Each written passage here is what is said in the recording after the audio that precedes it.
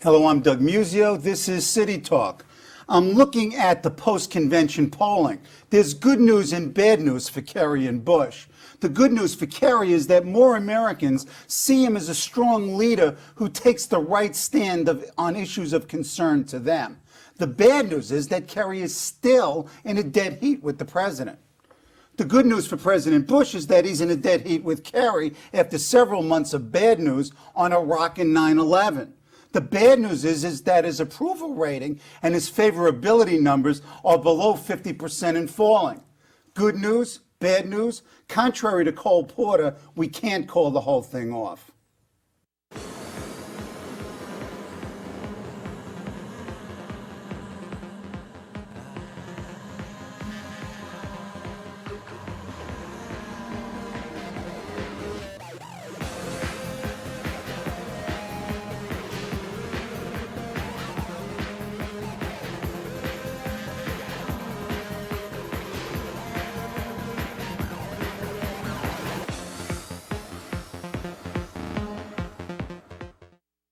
To help us understand the polling, and the politics of the 2004 presidential election is Gary Langer, Director of Polling at ABC. I've worked with Gary and for Gary at ABC and found his polling professionally polished and his analyses clear, cogent, and compelling.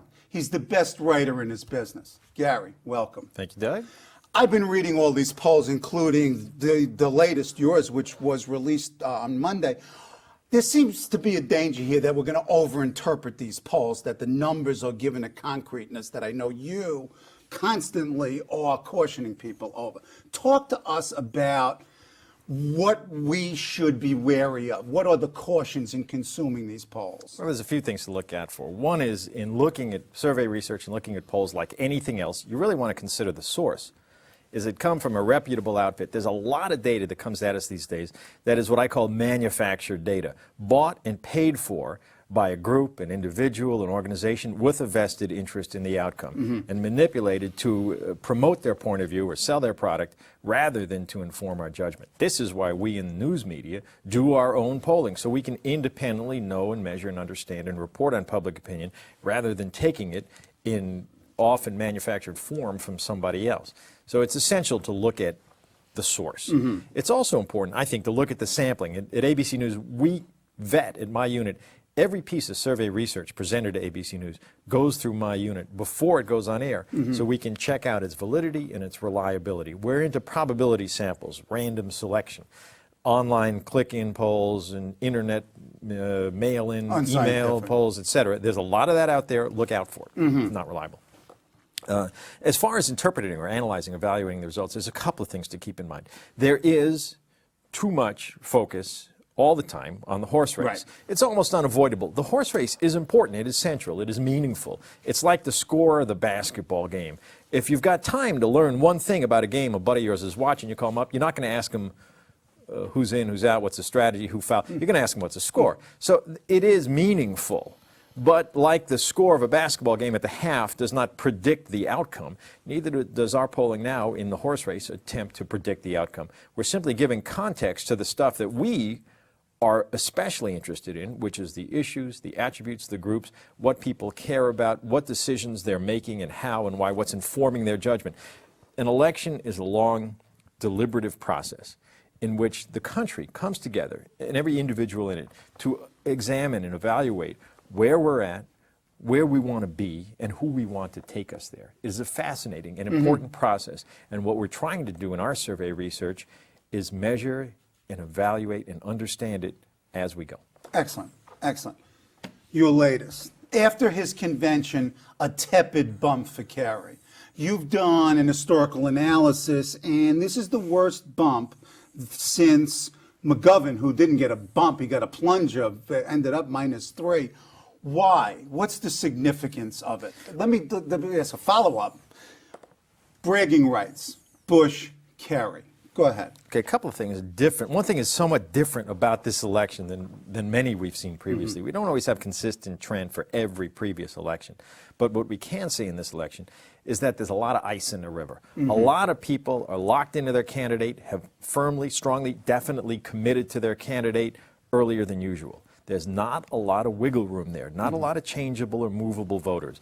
This notion of undecideds is one that I don't agree with. The number of people who say they're undecided in a survey is really a function of methodology. What we care about is who's movable. Right. Who says they're definitely going to vote for this guy? Who says they might change their mind?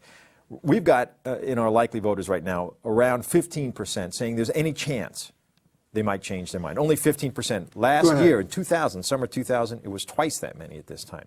A lot more people are locked in early, so there's a lot less movability in the electorate. That makes it difficult for Kerry to get a bounce. It may make it difficult for Bush to get a bounce. So we can expect somewhat of a less than average bounce for him, and that's certainly what he got. He didn't move much at all.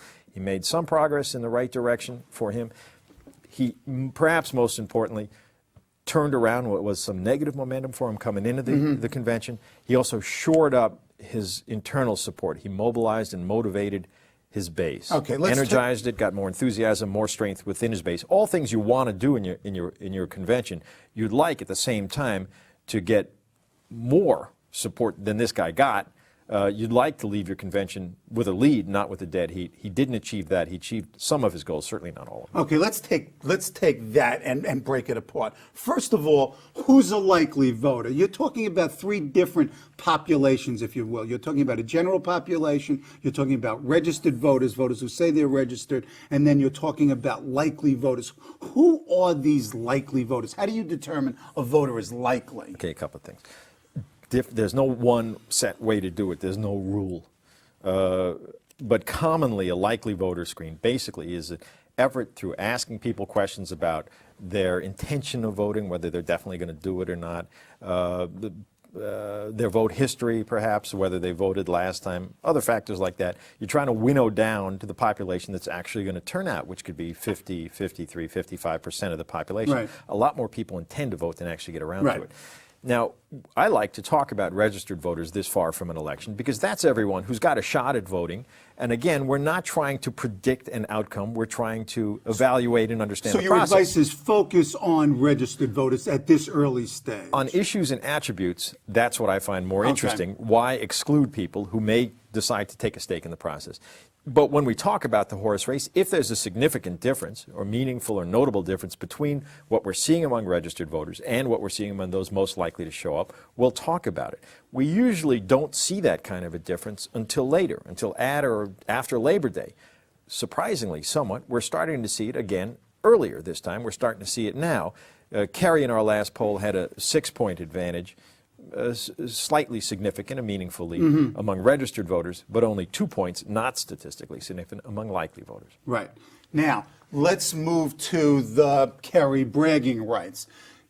You noted that when you looked at Kerry's numbers on his attributes and his stands on the issues, a softness that you had seen on last week's poll. The headline reads, Kerry weakens on issues and attributes, raising the stakes for convention week. So you saw a softening basically a day before the convention opened, and now you're seeing Kerry on top on these. So in some ways, he did get a bounce, but the bounce wasn't in the horse race number, but in intensity and committedness. Yeah, also on individual issues and attributes. These are things we look at closely in our pre-election polling. This is really where the rubber hits the road. Who do you trust to handle? Who do you trust more, Kerry Bush, to handle terrorism, to deal with the economy, to handle health care, to handle education? We go through a list of issues and ask people on which they trust Bush more, on which they trust Kerry more, and people do make significant differentiation between the two.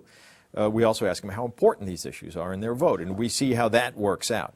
Now, what we saw is in June, Kerry was pretty competitive on these issues. And these issues are what? Well, on, for example, terrorism, the economy, Iraq, those are leading issues. Additionally, education, healthcare. There are some of which Bush has been better. There are some of which Kerry has been better. They were competitive on them in June. When we looked again in July before the convention, we saw Bush doing better and Kerry doing less well on a variety of issues, and personal attributes also important. Well, what had happened in the interim? What we saw from late June to late July was a significant upturn in consumer confidence, the successful handover of power in Iraq, And just before convention week, the 9/11 Commission report refocusing public attention on terrorism, which is the wellspring, the response to terrorism is the wellspring of Bush's support.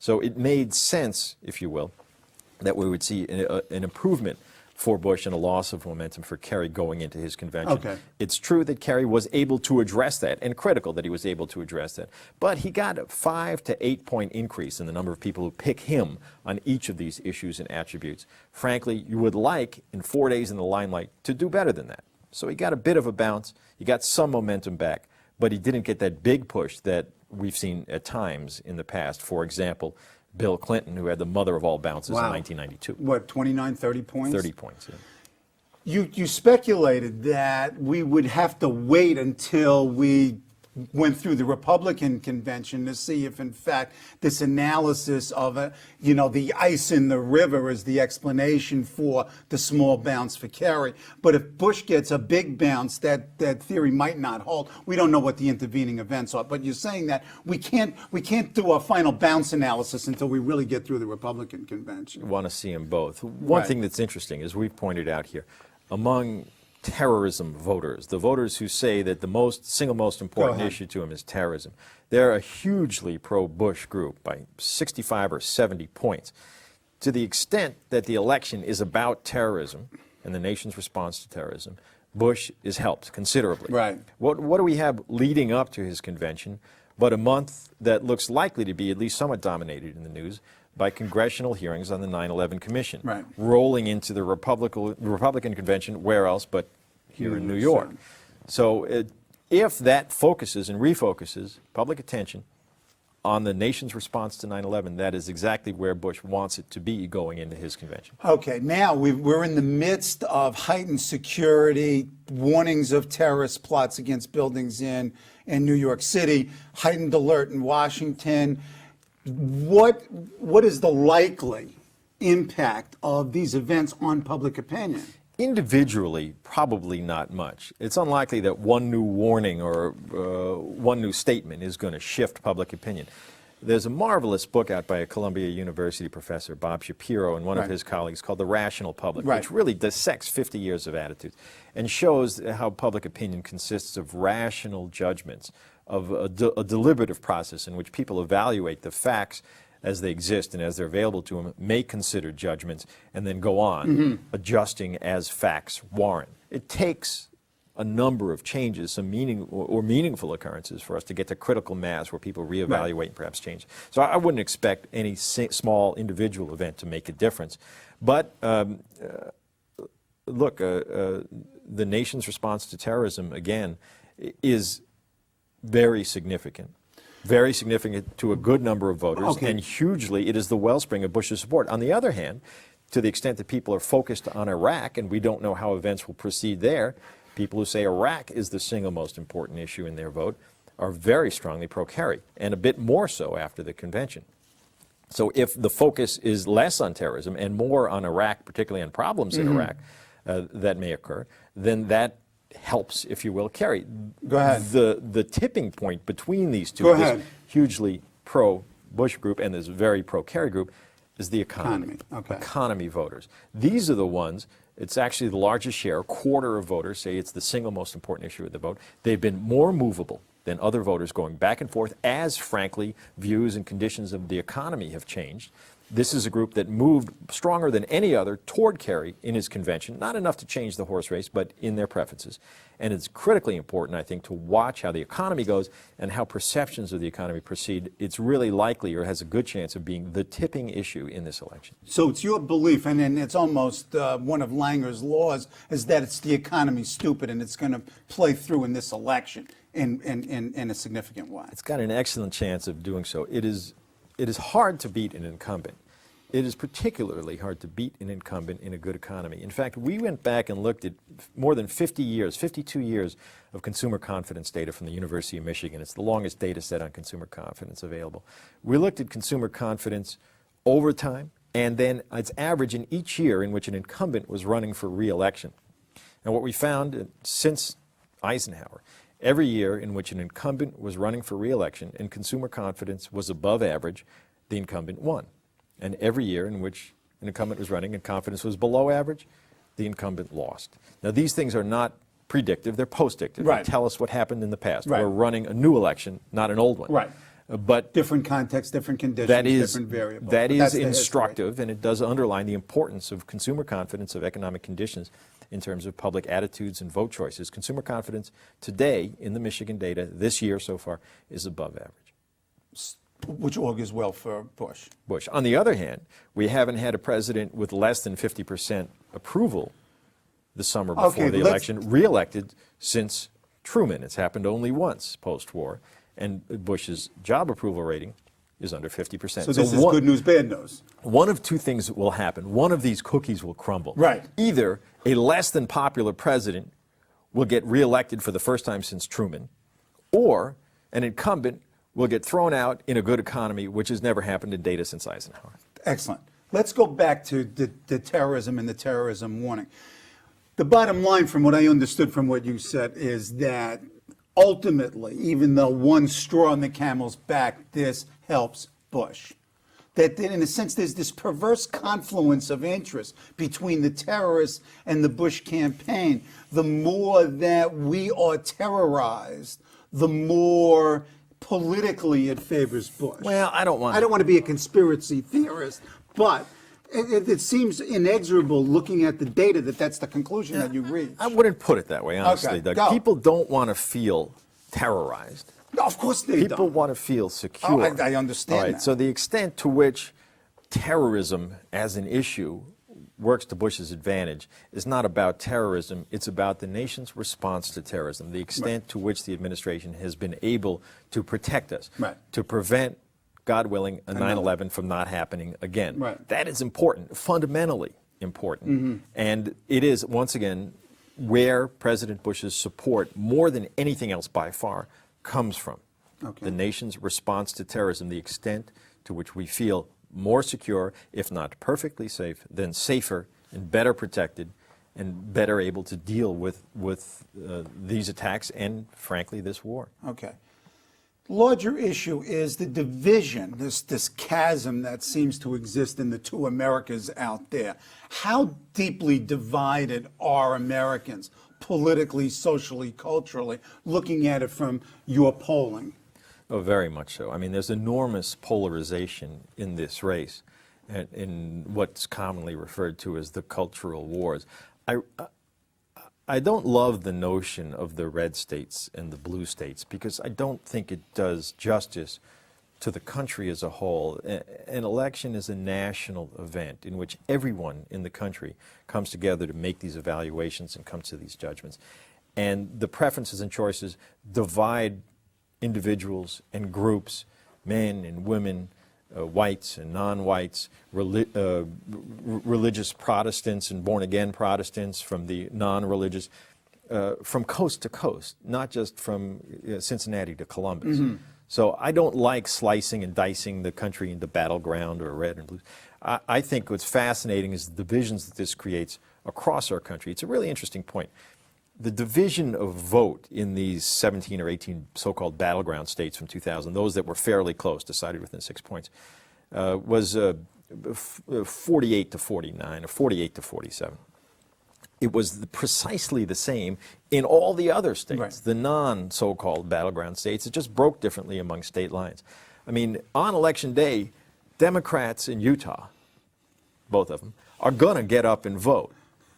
And so are Democrats in Texas, and so are Republicans here in New York and over in Massachusetts. And it's not our job as news reporters and analysts trying to understand and study this election to tell these people that they don't matter, that their vote doesn't count, doesn't add up. It is not in our news coverage, I think, simply about adding up to 270 electoral votes. It is much more about evaluating and understanding how the nation is coming to this decision.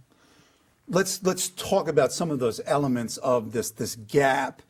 Your polling seems to suggest that there is a substantial religion gap in the electorate between those who are religious and attend churches, etc., and those who don't, or who believe in the literalness of the Bible. You did a poll, I guess, in early June about that 6 in 10 Americans literally believe in the Bible. So you've studied this phenomenon of religion. Is it this divisive issue? Is it at the core of division here culturally? It's pretty central to it, to be frank with you. There's, and the real division, I mean, classically, white Protestants are defined as a core Republican group, but it goes much stronger than that among born-again or evangelical white Protestants. Those are the core and base Republican supporters, and they are different in their views, just as a core and base Democratic group is those who espouse no religion, who don't have a religious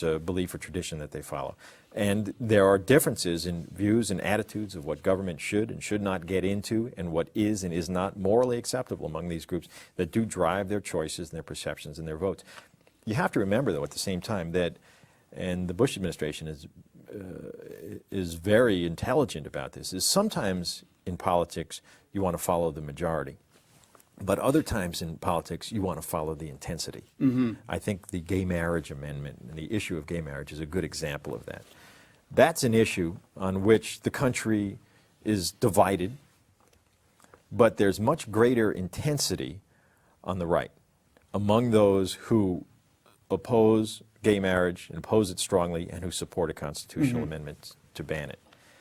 This, I know, is unlikely to happen in any case, but the Bush administration seems to have made a calculation that by raising this as an issue, they can mobilize and motivate and reassure and build their base without too deeply alienating the center, because the intensity, while there's a division, the intensity is on that side.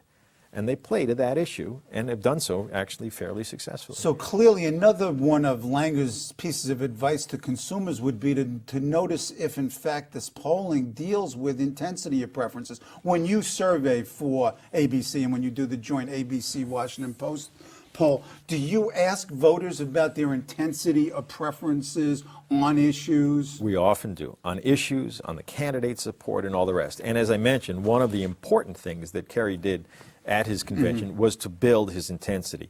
The number of voters who strongly support him has gone from 65% in June to 72% before his convention to 85% after his convention. Now on par with Bush. Bush has been in the mid to high 80s right along. He needed to do that. You need to maintain your intensity because it's the intense supporters who are most likely to actually get up on their hind legs and vote on Election Day. Is there any possibility, I mean, certainly there's possibility, but what would be your assessment of a strategy where Kerry would attempt to break off pieces of Bush's base? Are they going to attack the fringes of the base, or are they going to this mass movable voter? I think it's more likely that Kerry is going to try to build and mobilize and motivate his own base right, and try to encroach on the center. Because those folks that are base Bush supporters, conservative white Protestants, so-called NASCAR dads, they're not going to tiny move. group, they're really not going anywhere. Okay, they're not part of the movables. No. One thing that is interesting is that we had movement toward the Kerry ticket after the convention, somewhat surprisingly, in the South, which has been a Bush stronghold. Right. Now, that may have been something of a reaction to Edwards and to hearing and seeing him speak. And maybe even Cleveland, but And go ahead. We'll see if that holds. I'm curious to know if it does. On a state-by-state basis, it's hard to see where Kerry goes successfully in the South. There doesn't seem to be a lot of opportunity for him. But it was interesting to note that there was some movement for him immediately after the convention in the South.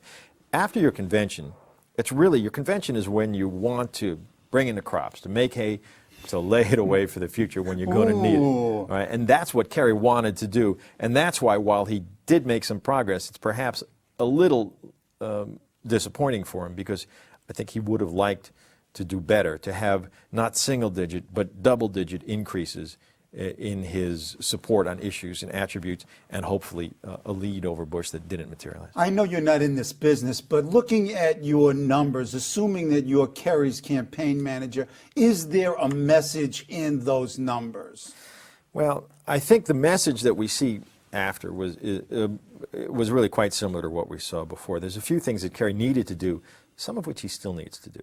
One is to make his positions and views better known. Before the convention, a little over half of voters didn't have a clear view of where he stood on the issues. After the convention, a little under half still don't have a clear view of where he stands on the issues. That's something he needs to continue to work on to get across. Obviously, for Bush, 3/4 are very clear on where he stands. I think Kerry needs an issue. When you're running against an incumbent, you want some clear ammunition that you're using against him, a clear message as to why we need to change. Face it, in an incumbent election, it's essentially a referendum on the incumbent. Right. Particularly this incumbent. Right, right. And voters tend to go through, as I think you know, Doug, what's classically described as a two-stage decision process, which when there's an incumbent there, the first thing you do is you evaluate the incumbent. If you like them, you're done. You Right. go have a beer and relax. Only easier. if you're not sure about him do you then evaluate the challenger, compare the two and decide. And it builds in an advantage for the incumbent. Kerry needs to get across a good, clear message about what's wrong with this guy and why he wants to replace him. What is his issue? It's not entirely, is it the economy? Is it Iraq? Is it, what exactly? I don't think or know that that has been made as clear as it might be. Okay, 30 seconds. Bush, message, much simpler from your data. What's the message? I've made the country safe. That's it. And terror is the key here. Yeah. Republican, what do we look forward to in the next month? What can we expect to see coming out of ABC in terms of polling? Well, look, we'll keep an eye on it. We'll poll on its merits. We don't have a preset program on what to do. What we think is important when we do the survey research we do, look, it's not a quick hit horse race. Who are you going to vote for? Thank you, goodbye. We ask people about the issues. Right. We look at demographics. We look at who's motivated and why, what they care about, and where they're turning. We will watch carefully, as we do with our weekly ABC News Money magazine poll, the condition of the economy, perceptions of the economy, because they are terribly important in this election, as in all. We'll have you back in October, November. You're coming. You bet. Thank you.